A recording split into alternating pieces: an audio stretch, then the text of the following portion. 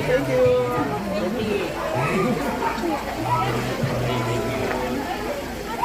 Solo parents, meron ba solo parents po dito? Yan, ang solo parents po natin, alam niyo, ang solo parents po natin, nakakatanggap po ng suporta mula sa ating lokal na pagpamalaan ng 1,000 a month. Yan po ay dahil sa batas ng solo parents act. Ang solo parents act ay nai-implementa sa limang sunod lamang sa buong Pilipinas at ang Pasig City ay isa sa kanatuna na nag-implement ng support sa ating solo parents. Kaya dito po sa Pasig, Okay po, thank you po. ating mga solo parents. Dito sa Pasig, pinirespeto po natin ang ating solo parents. Okay po. 1, 2, 3. Ayan, salamat po. Ito rin, ma'am. Salamat po. Salamat po. Susunod sa inyo, ang PWD sector po natin. Ang PWD natin sector, ito po. Ngayon, meron po nakasalang. Sabi ng Merby ko, may pondo pa rin tayo. Ang gawin natin, gumawa na rin tayo ng isang batas na nagpapagay ng social pension sa ating mga pwede na PWD. So itong taon na po ito, i-implement na rin natin ang social pension ito. Sa ating mga pinagpasaan. Ulitin ko, yung sa ating programa pang senior, programa po pang solo parents, programa po para sa ating PWD. Lahat po ito kailangan ng pondo. Kailangan po ng pera ito. Pero saan natin nakukuha ito? Dahil po sa good governance, dumadami po ng babayan ng tamang buwis ngayon. Dahil may tiwala sila sa ating pamahalaan. Ano ba?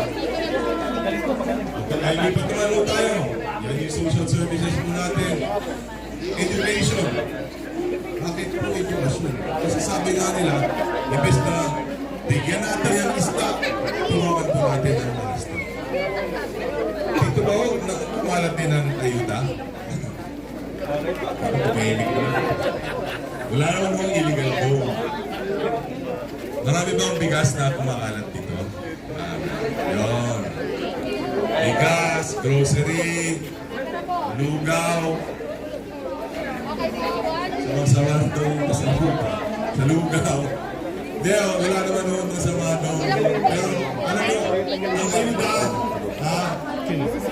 ito lang po kasi yan. Wala pa akong kilala o nakikilalang tao o pamilya na gumanda ang buhay. Tama ba? Ang ayuda ay parandalian lamang po yan. Pero, ngayon meron, bukas wala na. Ang nakakapagtaka lang, bakit habang lumalapit ang eleksyon, dumadami po bibigay ng ganyang klase na suporta sa ating mga mamero. Pero noon naman, meron mo wala di ba? Ngayon na lang, pagdating na, malapit na eleksyon, saka na po dumadami ang bumababa na bigas at grocery. Pero ang sabi naman po sa amin ng ating mga kapitbahay, sabi sa akin kanina, guys, huwag kayo mag-alala. Hindi na bibili ang dangal ng Pasileño sa bigas at grocery naman. Kaya ako'y nagpapasalamat dahil alam ko ang mga Pasileño ay mapatalino at alam na natin kung saan tayo nanggaling lahat. Malayo na po ang ating narating. Mabalik tayo sa education. Ang education po ay priority ng ating administration. Nakwento ko lang sandali, no? 2 weeks ago, nasa nagpayong kami, may lumapit po sa akin. Sabi niya, guys, ako yung leader mo, tumakbo ako ngayon ng 2007. Kaya lang, hindi tayo nakaupo. Yung anak ko na scholar sa PLP, itinanggal nila, hindi na napagtapos yung bahay. Ito nakakadugo po sa yung puso yung politiko. Pero, sabi ko nga, marunong naman ang Panginoon. Yung 2019, binoto ni si Merby ko. Maraming din po nangamba nun kasi siyempre, nag-iisip sila. Ano mangyayari? Pagka yung mga anak ng scholar, magpalit ng administration, baka naman matanggal din. Anong ginawa ni Merby ko noong 2019? Imbes na magbawas, nagdagdag siya ng scholar ng lungsod ng Pasig. From 11,000 scholars, ngayon 12,000 25,000 na po ang ating mga scholar. Hanggang college po ang ating scholarship programs po ngayon. Ang PLP dati may bayad po yan. Dati kahati po yan ng ating mga magulang, subsidized po yan ng local government, pero may bayad po yan. Alam niyo ba kung bakit naging libre ang PLP? Ito lagi ko pong binabanggit ito kasi hindi alam ng Pasigueño ito, dapat alam niyo ito. Ang PLP naging libre dahil po sa ating Congressman Romano. Yan po totoo. Pero hindi lang po yun. Kaya kailangan maging proud tayo dahil hindi lang sa Pasig libre ang kolehiyo natin. Lahat ng state-owned universities and colleges sa buong Pilipinas naging libre dahil sa congressman ng Pasig, ang congressman po natin, si Congressman Roman Romulo. Yan po totoo. Yan po yung Unifast po niya. Kaya nga po, ako, napakaswerte po na meron tayong ganyan klase pamumuno dito sa ating lungsod.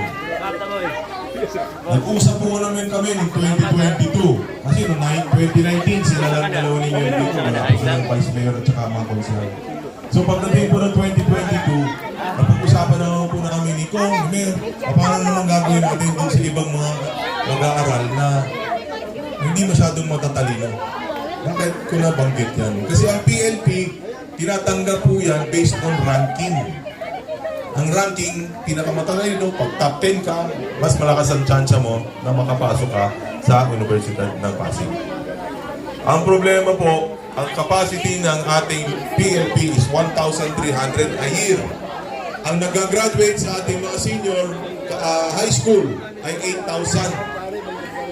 So kulang-kulang 7,000 po yung mga bata na walang edukasyon pagkatapos po ng high school. Dito nagbunga ang Pag-asa Scholarship Program kung saan binibigyan ng pagkakataon hindi yung matatalino pero yung mga galing sa mga mahihirap na pamilya. Sila po yung priority po natin. And proud po ako ngayon masabi sa inyo, report sa inyo, na halos 2,000 na po ang ating mga scholars na nag-aaral, hindi sa public, sa private college po.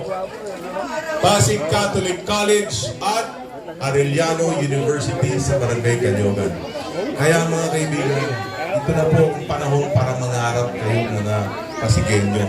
Turuan po natin mga anak na dito po sa Pasig, hindi magiging balakid ang kahirapan para makapagtapos ng ating mga anak ng kolehiyo. For the first year, ang naalat po natin is 120 million. Yung 120 million po yun, magiging second year yan eh. So magiging 240 magdodoble. Yung second year, magiging third year, magpapasok po tayo ng bago, magiging 360. Hanggang fourth year, 480 million. Halos kalahating bilyong piso po inaalat ng inyong gobyerno sa Pasig para makapagtapos ang inyong mga anak.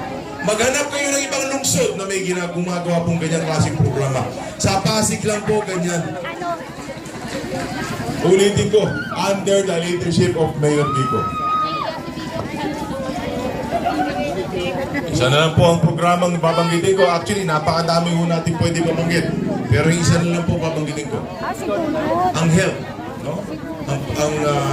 Ang health po natin, priority rin natin.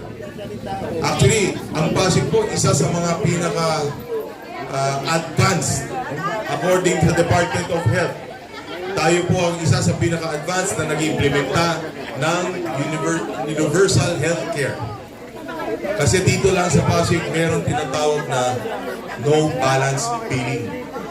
Pag Pasigueño ka, napunta ka sa ospital ng ating lungsod, libre po ang inyong medical care sa loob ng ating mga ospital. Ang PCGH, multi-awarded po yan ng DOH at PhilHealth. Kaya lang, ang problema natin sa PCGH, palagi siyang puno. Yun po yung nagiging problema. No? Puno siya palagi.